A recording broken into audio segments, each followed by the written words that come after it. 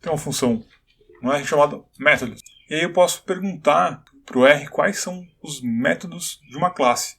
Se eu quiser saber, por exemplo, da classe matriz, que aqui a gente vai escrever com X, afinal de contas, o nome da classe está em inglês e é com X. Vou colocar aspas dos dois lados.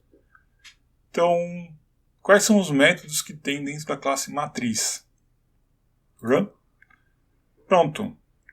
Ele me deu o nome dos métodos que tem dentro da classe matriz. Quais são os métodos que tem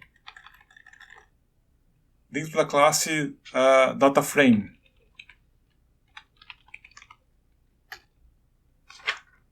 Tem todos esses métodos. Quais são os métodos que tem dentro do fator, dentro de um vetor? E eu posso perguntar isso para saber quais são os métodos que tem naquela classe. Posso fazer uma outra pergunta. Dentre todas as classes que já estão aqui, onde que eu tenho um determinado método? Por exemplo, um nome que é repetido. Plot.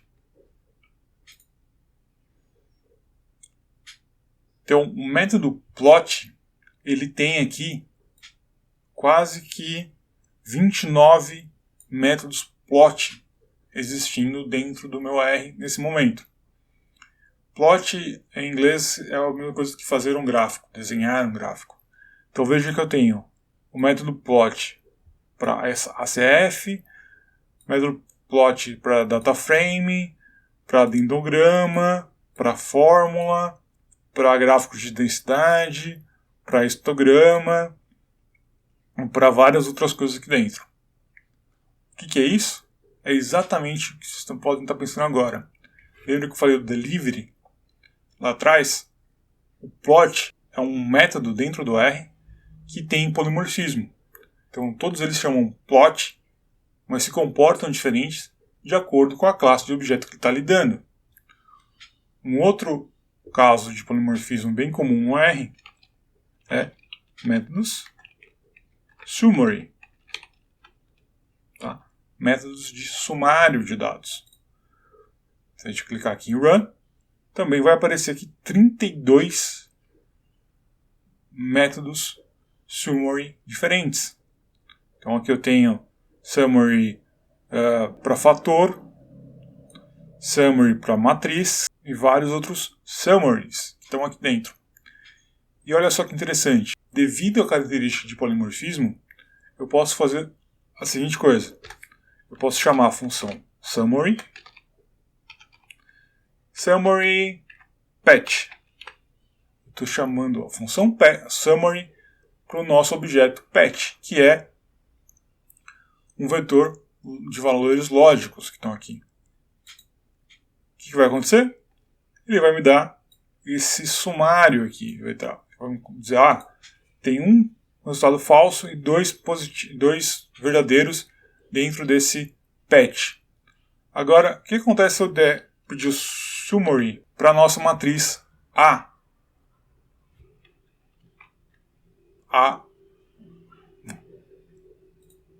Olha só que interessante. O resultado que ele me deu foi diferente.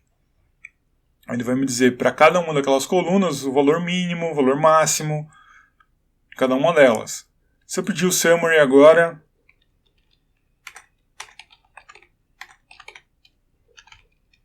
para o vetor animal, ele me deu um outro resultado, que é exatamente o que eu estava falando para o método delivery lá atrás. Eu vou chamar com o mesmo nome, ele vai fazer quase a mesma coisa, a intenção é a mesma, só que a maneira dele entregar o resultado é diferente. O que está acontecendo aqui por trás? Quando eu peço o método summary, quando eu peço a função summary, dentro da função summary, ele vai perguntar qual que é a classe do objeto que eu passei para ele. E aí, a partir disso, ele vai decidir qual dos vários summaries que tem, se a gente olhar aqui em cima, qual desses vários métodos aqui, ele vai usar para aquilo. E essa é uma característica muito interessante da programação orientada a objeto. Eu mostrei para vocês como é que a gente vê os métodos dentro do R, como é que a gente procura quais são os métodos que estão implementados, e mostrei para vocês como é que a gente olha esses métodos dentro de uma classe. Vamos olhar agora os atributos de um objeto. Como é que eu vejo isso? Bom, tem uma função attree com 2 T's, attributes. Eu vou chamar aqui o arquivo de ajuda. Ele está me mostrando aqui, ó, eu tenho essa função e com isso eu consigo consultar os atributos de um objeto que eu já tenha declarado. Então, se eu colocar aqui attributes, e aí eu vou colocar aqui aquela matriz A que a gente já declarou, né? E olha só, função atributos de A, o atributo que a matriz tem são as dimensões dela, linha e coluna. Lembra que eu falei que a matriz é um vetor com linhas e colunas? E se eu colocar agora o atributos, só para a gente poder comparar, de um vetor, né? Como por exemplo o vetor peso. E aí, run, ele vai me dizer que o atributo é nulo. Na verdade, a classe vetor ela é a mais simples de todas, então ela quase que não tem atributos explícitos para ela, então eu não consigo mudar os atributos dela. E uma coisa interessante aqui é que eu posso alterar os atributos daquele objeto. Então, só para lembrar, a matriz A, ela tem esse formato, né? Então são 2 linhas e 3 colunas, como está dizendo aqui, ó. Mas eu posso mudar esses atributos da maneira que eu quiser. Só que eu tenho que criar uma lista. Dentro dessa lista, colocar o nome daquele atributo que eu quero mudar. E aí sim, colocar 3,2. E assim eu vou mudar o número de linhas e de colunas daquele objeto. E aí quando eu olhar de novo, ele alterou para 3 linhas e 2 colunas. E eu também posso transformar essa matriz num vetor, de uma maneira muito semelhante até. É só colocar aqui null, ou seja, colocar que os atributos são nulos. E a partir de agora, aquilo que era uma matriz passa a ser um vetor. Essa maneira de alterar os atributos de um objeto, ela não é muito comum dentro do R. Tá? Ela acaba sendo usada para coisas muito específicas. As maneiras de você transformar uma matriz em um vetor numa matriz ou em qualquer outra coisa, a gente acaba fazendo por funções mais simples e mais fáceis de lidar. O que eu quis mostrar aqui é que a gente consegue acessar esses atributos para algumas coisas lá no futuro.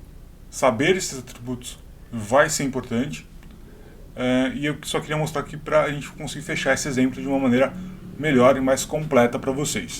No próximo vídeo a gente vai falar um pouco mais de pacotes do R, como que a gente torna esse R mais flexível, e aí assim, a gente vai colocar a mão na massa e começar a criar nossas coisas, a fazer as nossas coisas no R. Espero que vocês tenham gostado desse vídeo. Não fiquem com as dúvidas com vocês, tirem as dúvidas comigo, através dos canais que a gente já tem de conversa. E até mais. Ok? Um abraço.